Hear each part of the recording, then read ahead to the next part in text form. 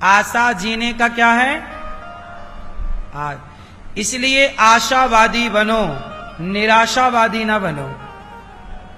कुछ लोग होते हैं निराशावादी होते हैं, निराशा नहीं हो सकता, अब हम ऐसा नहीं कर सकते। फिर वो लोग क्या करते हैं? आत्महत्या कर लेते हैं कि अब हम नहीं कर पाएंगे, हम नहीं सरवाइव कर पाएंगे, नहीं स्ट्रगल कर पाएंगे, हम नहीं आगे नहीं बढ़ पाएंगे, मर जाते। लेकिन नहीं, ऐसा नहीं सोचना चाहिए, कभी नहीं सोचना चाहिए। 100 बार असफल होने के बाद भी 101वीं बार सफलता का प्रयास करना चाहिए, क्योंकि पता नहीं कौन सा प्रयास आपको सफल बना दे। असफल वो है जिसने सफल होने का प्रयास ही छोड़ दिया। जिसने प्रयास रखा है वो अभी असफल तो नहीं है।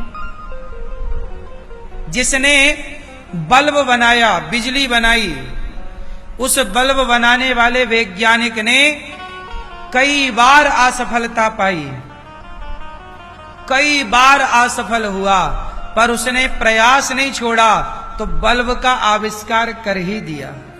पता है आपको बल्ब का, ये बल्ब होता है ना, बल्ब का आविष्कार करने वाले वैज्ञानिक ने कई बार असफलता पाई, पर करते करते करते करते करते करते छोड़ा नहीं। जब आप जिद पकड़ लेते हैं सफलता की, तो आपको सफल होने से कोई नहीं रोक सकता। असफल वो होते हैं जो सफलता की जिद नहीं रखते। सफलता की क्या चाहिए? जिद चाहिए।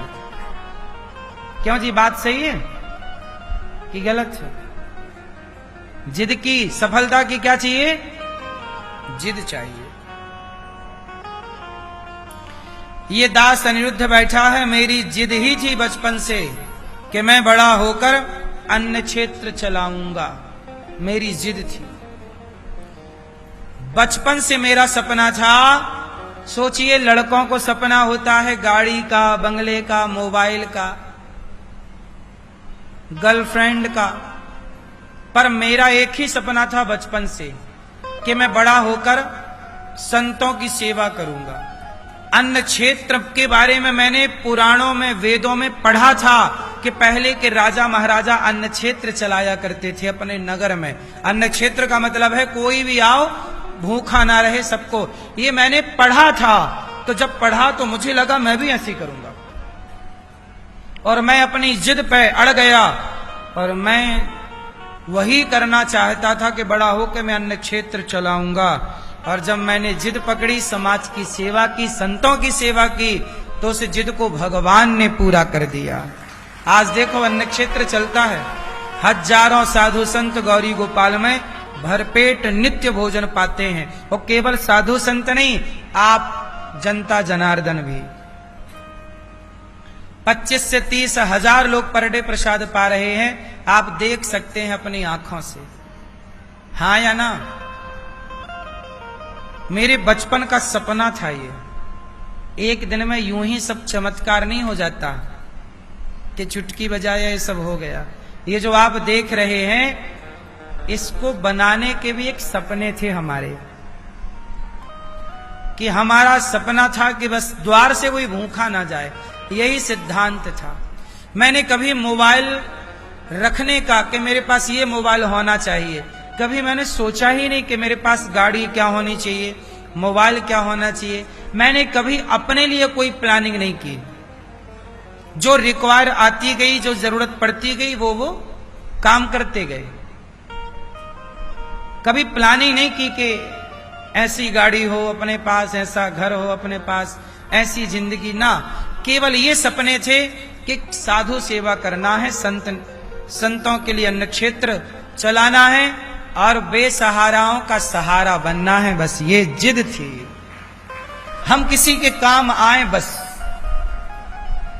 इन्हीं सपनों को देखा और इन्हीं सपनों को साकार किया। बहुत छोटी सी जिंदगी है हमारी, कोई ज्यादा सपने नहीं। इसके अब वो सपने पूरे हो गए, अब कोई सपना नहीं। अब आप हमसे पूछो कि आपकी क्या इच्छा है, कोई इच्छा नहीं,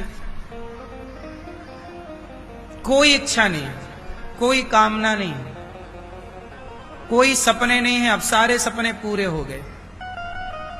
अभी कुछ दिन पहले एक छोटा सा सपना और अंदर आया, तो वो भी मुझे विश्वास है कि भगवान पूरा करेंगे।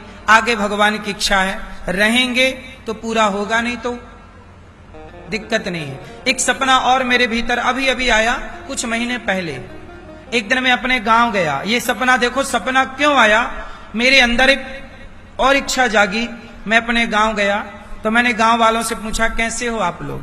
हमारा गांव एक्चुअली बहुत गरीब है, हम बहुत गरीब परिवार से हैं। हम बचपन में भीख मांगा करते थे, घर घर जाके भीख मांगते थे।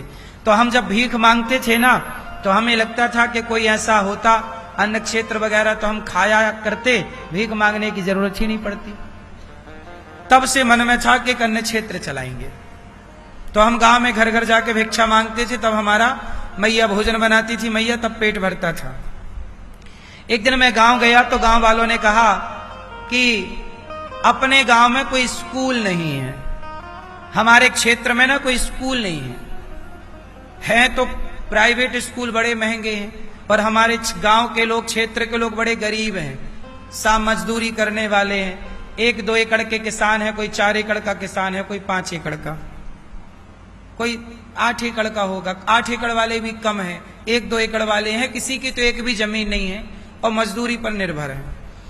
सरकारी स्कूल है हमारे गांव में, मैं भी पढ़ा उस स्कूल में। लेकिन अब स्कूल, सरकारी स्कूलों में आप सब जानते हैं कोई माँ बाप भेजना नहीं चाहता, और वहां स्कूलों की स्थितियां भी बहुत अच्छी नहीं है, पढ़ाइयां भी अच्छी नहीं। तो गांव के लोगों ने मेरे से कहा कि एक स्कूल बनाइए आप, मेरे से कहा। देखो, गांव के लोगों ने बोला कि स्कूल बनाओ, मैंने नहीं सोचा। तब मुझे लगा कि भगवान इनके द्वारा कह रहे हैं कि स्कूल होना चाहिए। तब मैंने तुरंत स्कूल के लिए विचार किया और मेरे मन में संकल्प हुआ कि कक्षा 1 से लेकर कक्षा 12वीं तक सीबीएसई बोर्ड, जो इंग्लिश मीडियम होगा पूरा, पर साथ में वो इंग्लिश मीडियम के साथ संस्कार, जिस संस्कार को आज के बच्चे भूल गए, हम शिक्षा के साथ संस्कार देने का प्रयास करें। एक ऐसा स्कूल का निर्माण करें जहां शिक्षा के साथ संस्कार हो, और ऐसे संस्कार जिस संस्कार से बेटा अपने माँ बाप की सदा इज्जत करे। मुझे ऐसा पढ़ा लिखा बेटा नहीं चाहिए जो अपनी माँ को घर से निकाल दे। मुझे थोड़ा कम पढ़ा लिखा बेटा चलेगा जो अपने माँ बाप का सम्मान करता हो। हमें कम, ज्यादा पढ़ा नहीं चाहिए। क्यों, आपको क्या चाहिए? ज्यादा पढ़ा लिखा जो आपको लात मार के निकाल दे? नहीं, थोड़ा कम पढ़ा हो चलेगा, पर बाप का सम्मान करता हो, बाप से बोलने की तमीज आती हो उसे, मां से बोलने का उसको सहूर हो, कैसे बोला जाता है। और ये तब संभव है जब शिक्षा में संस्कार को ऐड किया जाएगा। बोलो हाँ।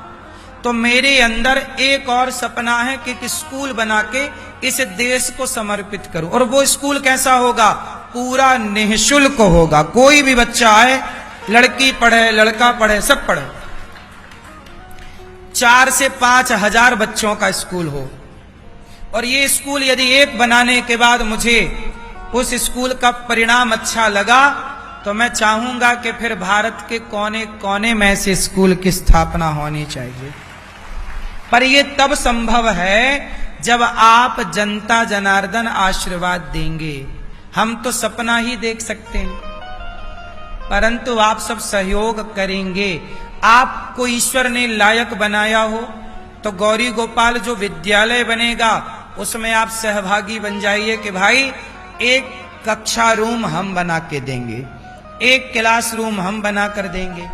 क्योंकि देखो, बड़े काम होते हैं, इतिहास जहां रचा जाता है वहां एक के बलबूते काम नहीं होता। एक उदाहरण देता हूं आपको इतिहास से। काशी का नाम सुना होगा। काशी में एक बीएचयू है, विश्व हिंदू यूनिवर्सिटी है। उसे किसने बनवाया? पंडित श्री मदन मोहन मालवीय जी ने। जिस समय हमारे देश में कोई यूनिवर्सिटियां नहीं हुआ करती थी, हमारे भारत के बच्चों को पढ़ने में बड़ी दिक्कत थी, तब पंडित श्री मदन मोहन मालवीय जी ने एक ब्राह्मण बालक उसने देश के आगे झोली फैलाई और कहा, भैया थोड़ा भिक्षा दे दो, हम विद्यालय बनाना चाहते हैं।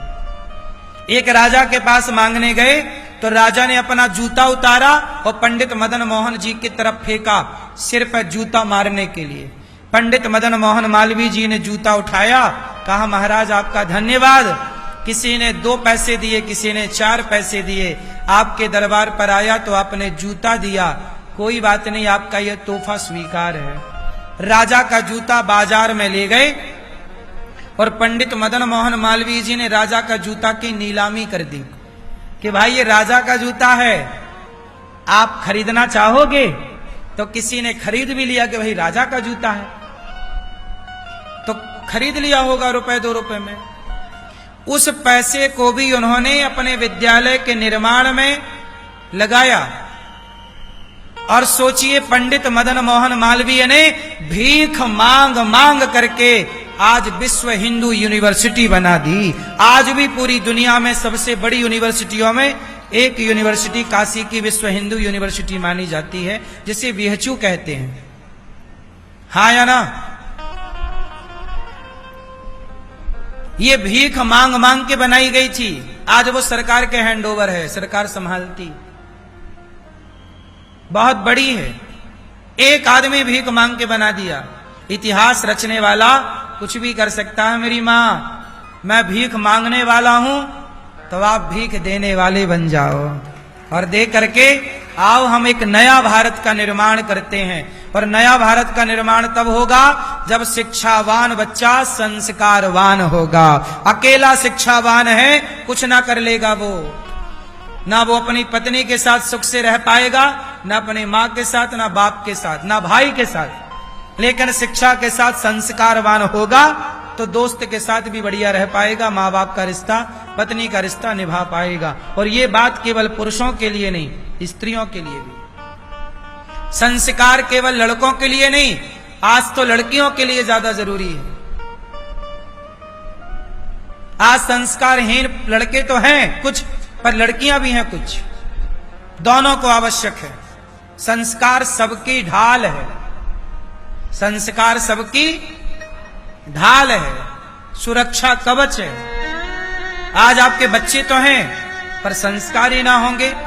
मेरा बेटा संस्कारी ना होगा तो मेरी इज्जत कैसे करेगा? फिर मैं रोऊं कि यार मेरा बेटा इज्जत नहीं करता, तो मैंने उसे संस्कार दिए नहीं, तो इज्जत क्या कर पाऊंगा उससे? माँ बाप की भी तो अपनी रिस्पॉन्सिबिलिटी है, जिम्मेदारियां हैं। बोलो हाँ कि ना? इसलिए मेरी मां, तो आप सब सहयोग करेंगे तो एक विद्यालय बनाऊंगा, और ऐसा विद्यालय जो इस देश के समर्पित रहेगा, देश का कल्याण होगा इस देश में। और विद्यालय फिर सीखेंगे कि भाई विद्यालय ऐसा हो, गौरी गोपाल विद्यालय जैसा।